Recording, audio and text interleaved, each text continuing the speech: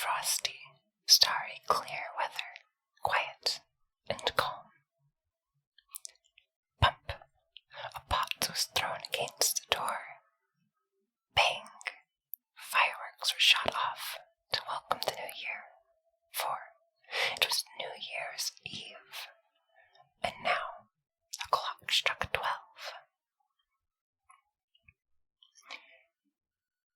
Tra-tra-tra, there came in the mail. The big mail coach stopped outside the gate to the town. It carried 12 people and couldn't hold more, for all the seats were taken. Hurrah, hurrah, rang out in the houses, where people were celebrating New Year's Eve. They arose with full glasses and drank a toast to the new year. Health and good wishes for the new year, they said. A pretty little wife, lots of money, an end to nonsense. Yes, these were their wishes for one another. And glasses were struck together while the mail coach stopped in front of the town gate with the unknown guests, the 12 travelers. What kind of people were they? They had passports and luggage with them, yes, even presents for you and me and for all the people in the town. Who were these strangers? What did they want? And what did they bring? Good morning, they said to the sentry at the town gate. Good morning, said he, as the clock struck 12. Your name, your profession, asked the sentry, when the first one of them stepped out of the carriage. Look in the passport, said the man. I am myself. And a splendid-looking fellow he was, too, dressed in a bearskin and fur boots. I am the man on whom many people pin their hopes. Come to see me tomorrow, and I'll give you a real new year. I throw dollars and cents about, give presents, and, yes, I even give balls. 31 of them. That's all the nights I have to spare. My ships are frozen tight, but in my office it is warm. I'm a merchant, and my name is January. I have only bills. Then came the second. He was a comedian, a theatrical director, the manager of masked balls, and all the amusements you could think of. His luggage consisted of a great barrel. We'll beat the cat out of the barrel at carnival time, he said. It'll amuse others and myself too, for I have the shortest time to live of the whole family. I get to be only 28 days old, yes. Sometimes they throw in an extra day, but that doesn't make much difference. Hurrah! You must not shout so loud, said the sentry. Yes, I may, said the man. I am Prince Carnival, and traveling under the name of February. Now came the third. He looked very much like fasting itself, but strutted proudly, for he was related to the 40 Knights, and was a weather prophet. But that is hardly fattening employment, and for the reason he approved of fasting. He had a cluster of violets in his buttonhole, but they were very small. March, march, shouted the fourth, and pushed the third. March, march, into the guard-room. There's punch there, I can smell it. But it wasn't true. He only wanted to make an April fool of himself. But it wasn't true. He only wanted to make an April fool of him. Thus the fourth began his career in the town. He looked very jolly, did little work, and had lots of holidays. Good humor one day and bad the next, he said. Rain and sunshine, moving out and moving in. I am also moving day commissioner.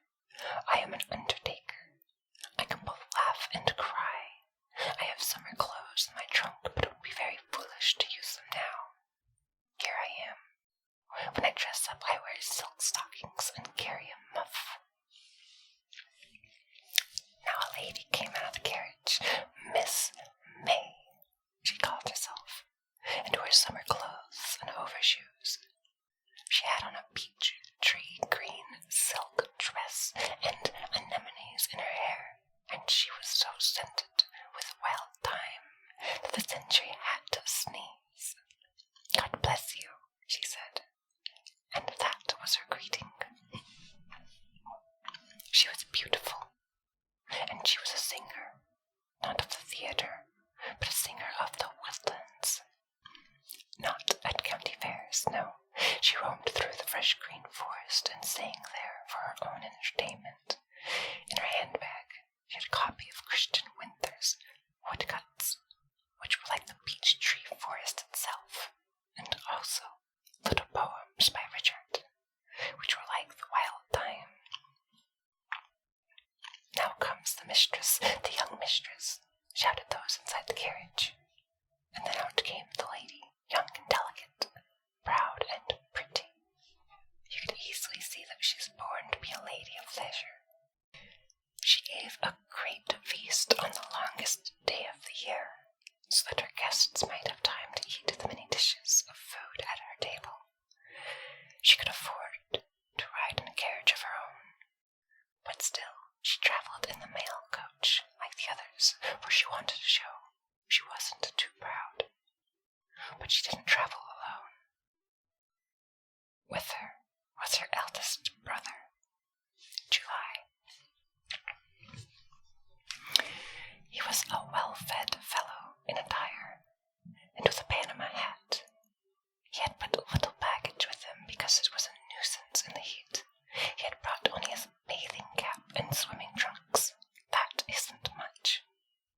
Now came the mother, Madame Auguste, a wholesale fruit dealer, proprietor of many fish tanks, and a landowner, wearing a great crinoline. She was fat and hot, and took an active part in everything. She herself even carried beer out to the workmen in the fields.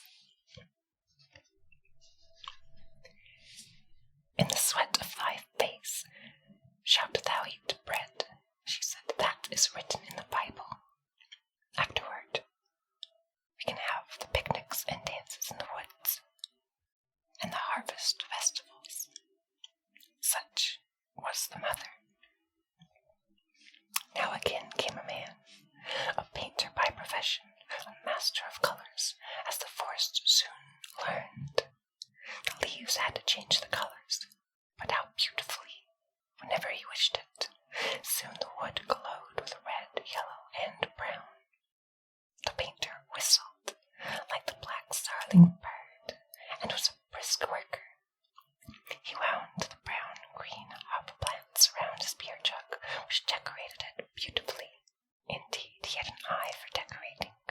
There he stood with his color pot, and that was all the luggage he had.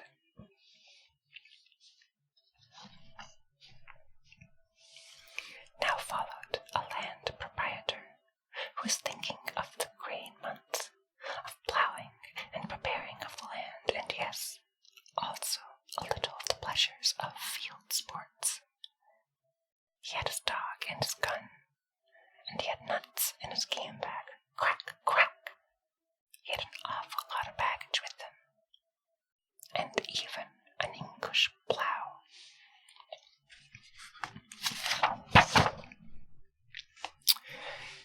And he talked about farming, but you couldn't hear much of what he said, because of the coughing and gasping.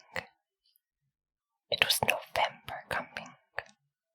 He had a cold, such a violent cold, that he used a bedsheet instead of a handkerchief, and yet he had to accompany the servant girls and initiate them into their winter service. He said, but his cold would go when he went out woodcutting, which he had to do, because he was a master sawyer, for the firewood guild. His evenings he spent cutting soles for skates, knowing that in a few weeks there would be good use for these amusing shoes. Now came the last passenger, a little old mother, with her fire pot. She was cold, but her eyes sparkled like two bright stars. She carried a flower pot with a little fir tree growing in it.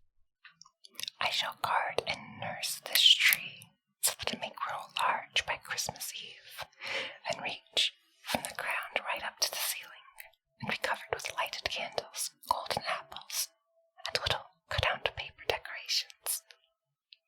This fire kettle warms like a stove. I take the storybook from my pocket and read aloud, so that all the children in the room become quiet, with the dolls on the tree come to life, and the little wax angel on top of the tree shakes its golden tinsel wings, flies down from the green top and kisses in the room. Yes, the poor children, too, who stand outside and sing the Christmas carol about the Star of Bethlehem. And now the coach can drive again, said the sentry. We have the 12.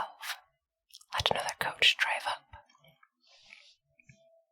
First, let the 12 come inside, said the captain of the guard, one at a time. I'll keep the passports. Each is good for a month. When that has passed, I'll write a report of their behavior on each passport. Be so good, Mr. January. Please step inside. And in he went. When a year has passed, I shall be able to tell you what the 12 have brought you, me, and all of us. I don't know it now, and they probably don't know it themselves, for these are strange times we live in.